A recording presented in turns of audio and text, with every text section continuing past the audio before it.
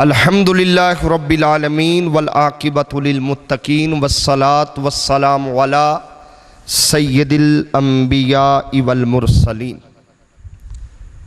اما بعد بسم اللہ الرحمن الرحیم۔ حاضرین کرام، آقا علیہ الصلاۃ والسلام کی ذات ہمارے ایمان کا مرکز ہے۔ اللہ رب العزت نے آپ علیہ الصلاۃ والسلام کو ایمان کا محور اور ایمان کی جان بنایا، اور اگر کوئی شخص آپ صلی اللہ علیہ وسلم کی ذات کی نفی کر کے خود کو مسلمان تصور بھی کرے تو اس کا یہ تصور باطل ہے، کیونکہ اللہ رب العزت نے آپ صلی اللہ علیہ وسلم کو اس امت کا ہادی اور راہبر بنا کے بھیجا، اور آپ صلی اللہ علیہ وسلم اللہ کی محبت کا ذریعہ ہے،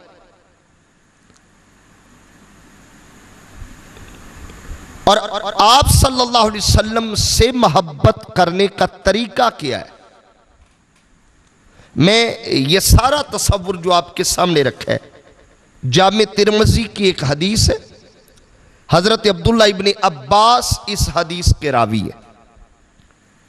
قال رسول اللہ صلی اللہ علیہ وسلم، آقا علیہ الصلوۃ والسلام نے فرمایا، آقا نے فرمایا احب اللہ، اللہ سے محبت کرو۔ کیوں؟ بندہ جب کسی سے محبت کرتا ہے تو اس کی وجہ ہوتی ہے نا۔ آقا نے حکم دیا اللہ سے محبت کرو۔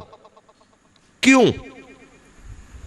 فرمایا لما یغزکم بہ من نعمہ، اس لیے کہ وہ تمہیں نعمتیں عطا کرتا ہے۔ اللہ سے پیار کرو کیونکہ وہ تمہیں رزق دیتا ہے۔ اور آگے فرمایا وَأَحَبُّونِي لِحُبِّ اللَّهِ، اور اللہ کی محبت حاصل کرنے کے لیے مجھ سے محبت کرو۔ یعنی جو بندہ اللہ سے محبت کرنا چاہتا ہے، آقا نے فرمایا وہ مجھ سے محبت کرے، اور جو مجھ سے محبت کرنا چاہتا ہے وہ کیا کرے؟ فرمایا وَأَحِبُّ أَهْلَ بَيْتِي بِحُبِّي، اور میری محبت حاصل کرنے کے لیے لِحُبِّي، میری محبت حاصل کرنے کے لیے میری اہل بیت سے محبت کرو۔ اللہ اکبر۔ یعنی جو اللہ سے محبت کرنا چاہتا ہے وہ تاجدار کائنات سے محبت کرے صلی اللہ علیہ وسلم، اور جو تاجدار کائنات سے محبت کرنا چاہتا ہے وہ آپ کی آل سے محبت کرے۔ آل رسول سے محبت کرو تو رسول کی محبت ملتی ہے اور اللہ کی محبت ملتی ہے۔ حضرت ابو ذر غفاری رضی اللہ تعالیٰ عنہ ایک دفعہ حج کا موقع ہے، آپ حرم کعبہ میں کھڑے، ابو ذر غفاری حرم کعبہ میں کھڑے ہیں اور لوگ حاجیوں کا ہجوم ہے، حاجی طواف کر رہے۔ حضرت ابو ہریرہ رضی اللہ تعالیٰ عنہ نے کعبے کا دروازہ پکڑ لیا، باب کعبہ پر ہاتھ رکھا، دروازہ پکڑ لیا اور اعلان کیا، لوگوں میری بات سنو۔ کیا کہا؟ جان لو جو نہیں جانتا، جو مجھے جانتا ہے وہ جانتا ہے، اور جو نہیں جانتا وہ جان لے کہ میں ابو ہریرہ ہوں۔ جب یہ اعلان کیا لوگ متوجہ ہوئے کہ ابو ہریرہ کیا اعلان کرنا چاہتے، فرماتے سمعت النبی صلی اللہ علیہ وسلم یقول، میں نے نبی کریم صلی اللہ علیہ وسلم سے یہ بات سنی ہے کہتے ہوئے، کیا؟ الا ان مثل اہل بیت فیکم مثل سفینۃ نوح، فرمایا لوگو میری اہل بیت کی مثال ایسے ہے جیسے قوم نوح میں حضرت نوح کی کشتی تھی۔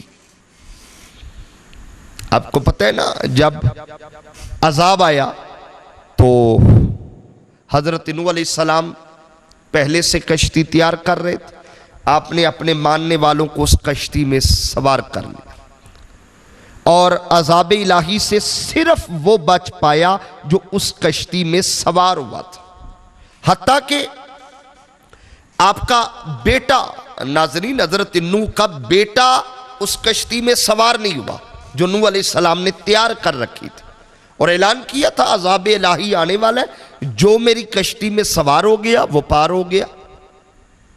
جب آپ نے اعلان کیا تو جو آپ کے ماننے والے تھے وہ کشتی میں آ گئے، مگر جو نہیں آئے انہوں نے حضرت نوح کا مذاق اڑایا، ان کی کشتی کا مذاق اڑایا، اور وہ نہیں آئے۔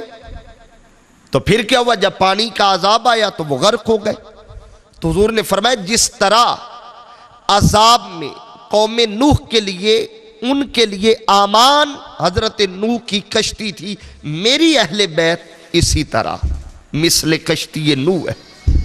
اور اگلے لفظ میں آقا نے فرمایا من راکبہا نجا، جو اس کشتی میں سوار ہو گیا وہ پار ہو گیا، نجا وہ نجات پا گیا، ومن تخلف انہا غارقہ، اور جس نے اس کشتی سے منہ موڑ لیا، رہ گیا، وہ غرق ہو گیا۔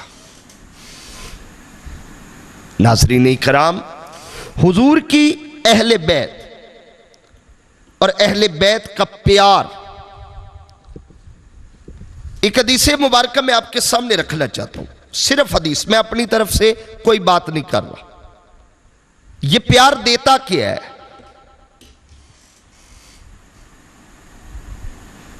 میں نے پہلے ایک بات یاد رکھے ناظرین، کسی بھی حد بندی سے باہر نکل کے سوچے، صرف قرآن اور حدیث دیکھیں۔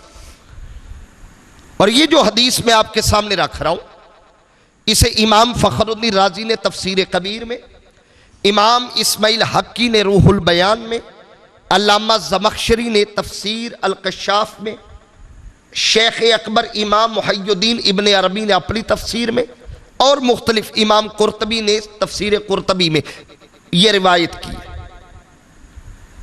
جو اہل بیت سے پیار کرتا ہے، جو اہل بیت سے محبت کرتا ہے، اس سے ملتا کیا ہے؟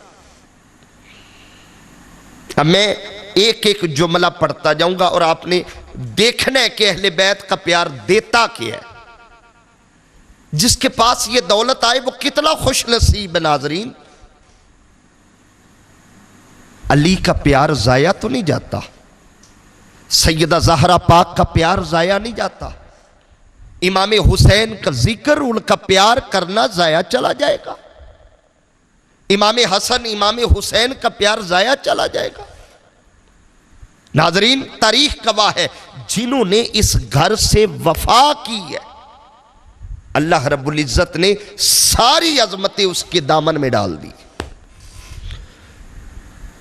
حدیث مبارک ہے، ریفرنس میں دے چکا، مضبوط حدیث ہے۔ حضور نے فرمایا من ماتا علی حب آل محمد ماتا شہیدا، فرمایا جو میری آل سے پیار کرے گا اسے شہادت کی موت نصیب ہوگی۔ اللہ اکبر۔ میدان میں نہیں گیا، تلوار نہیں اٹھائی، دشمن پہ سرحد پہ کھڑے ہو کر گولی نہیں چلائی، سینے پہ بم باندھ کے نہیں لیٹا، صرف آل سے پیار کیا. من ماتا علی حب آل محمد ماتا شہیدہ، اسے موت شہادت کی آئے گی. الا ومن مات علی حب آل محمد مات مغفورا لہ، فرمایا جو میری آل کے پیار میں مرا وہ بخشا ہوا مرے گا. الا ومن مات علی حب آل محمد مات تائبہ، جو میری آل کے پیار میں مرے گا، محبت میں مرے گا، وہ بغیر توبہ کے نہیں مرے گا، توبہ کے ساتھ مرے گا. الا ومن مات علی حب آل محمد مات مؤمنا مستکمل الایمان، فرمایا جو میری آل کے پیار میں مرے گا، محبت میں فوت ہوگا، مرے گا، پھر کیا ہوگا؟ وہ مومن ہو کر مرے گا اور کامل ایمان کے ساتھ جائے گا. ایک حدیث مبارکہ، شیطان آخری لمحے تک انتظار کرتا ہے میں مومن پر حملہ کر کے اس کی جمع پونجی کھینچ لوں، اس کا جوہر چھین لوں، اس کا ایمان چھین لوں. تو حضور نے فرمایا جو میری آل کے پیار میں مرا، پھر سرکار نے فرمایا شیطان بھی حملہ نہیں کر سکے گا، وہ ایمان لے کر ساتھ جائے گا. اور جب مرے گا پھر آگے طویل حدیث ہے، فرمایا الا ومن مات علی حب آل محمد بشرہ ملک الموت بالجنہ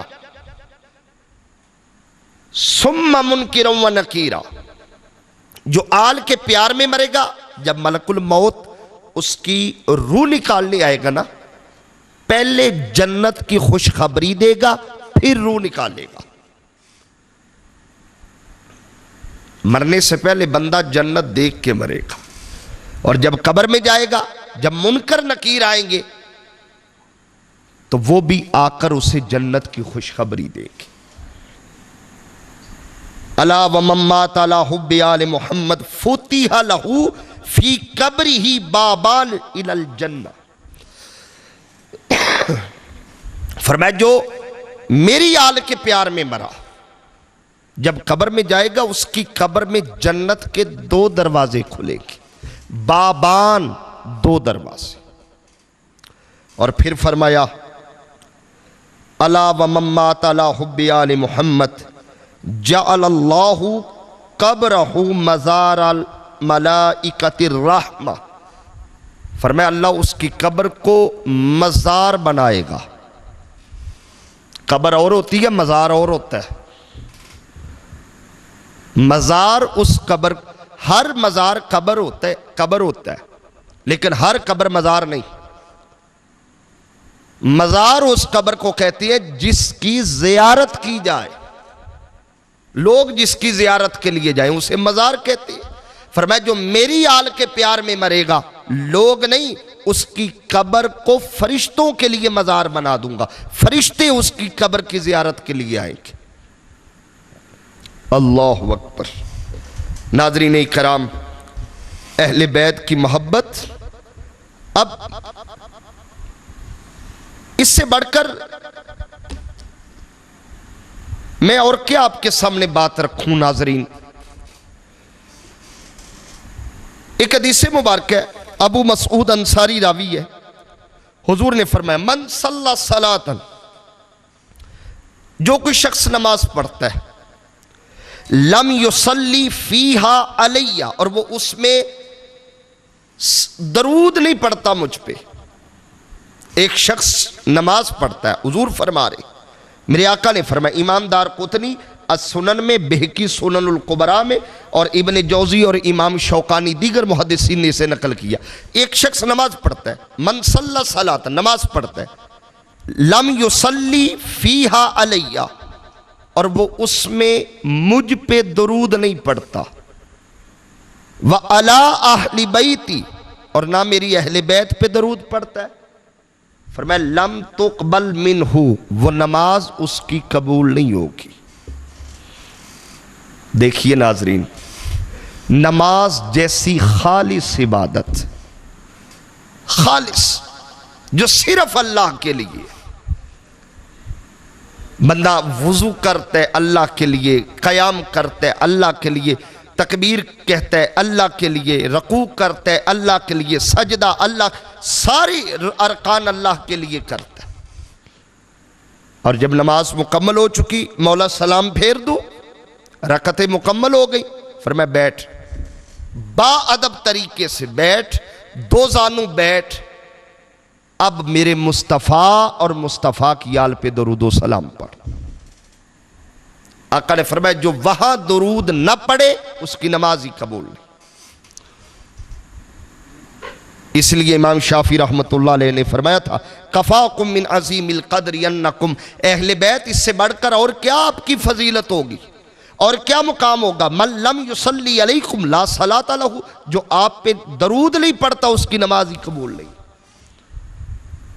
ناظرین کرام، اہل بیت کا پیار ہماری زندگی کا سرمایہ ہے. کون بدبخت ہوگا جو اہل بیت سے پیار نہیں کرتا ہوگا؟ کون ہوگا؟ بھلا اہل بیت کے بغیر گزارا ہے؟ کون سا بدبخت شخص ہے ناظرین جو اہل بیت سے منہ موڑتا ہوگا؟ حضور کی اہل بیت سے کون ہوگا وہ بدبخت جو مولا علی سے بغض رکھتا ہوگا، جو سیدہ طیبہ طاہرہ فاطمۃ الزہراء سلام اللہ علیہا سے رخ پھیرتا ہوگا؟ کون ہوگا جو حسنین سے منہ موڑتا ہوگا؟ اور جو ایسا کرتا ہے، جو بغض میں مبتلا ہے، پھر امام حاکم المستدرک کے اندر یہ روایت لکھ کر عبداللہ ابن عباس اس کے راوی ہے. اب ذرا حدیث سنیے گا، اور امام حاکم نے اسے صحیح حدیث کہا. ناظرین اب ذرا دل کے کان کھول کے سنیے گا. وہ لوگ مبارکباد کے مستحق ہیں جو حضور کی اہل بیت سے پیار کرتی ہے، جن کا ان ہستیوں کا نام آتے ہی ادب سے سر جھک جاتا ہے. اور اہل بیت کا جو لوگ بغض رکھتے ہیں اور انہیں ناز ہے اپنی کمائیوں پر، اپنی نمازوں پر، اپنے سجدوں پر، صدقات و خیرات، حج و زکوٰۃ پر.